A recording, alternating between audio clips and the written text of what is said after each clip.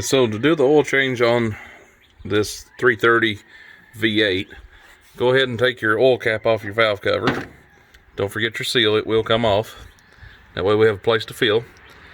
Your oil filter is right down here at the bottom, easy to get to. Now they have a Fram pH 8A on it, but I actually got a CarQuest brand filter for it. And let's head on down here for the draining. Oil drain is a 7/8 size wrench.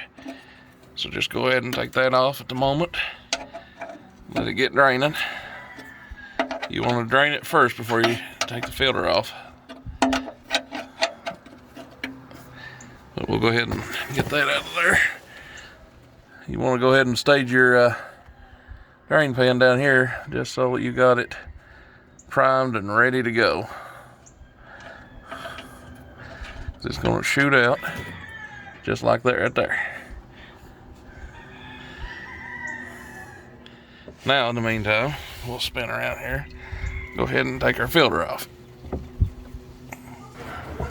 Alright, we go ahead and got our filter on. It's already pre-filled.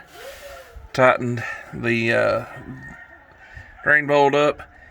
Again, it's a 7/8 inch plug. So now we're ready to go topside and start filling.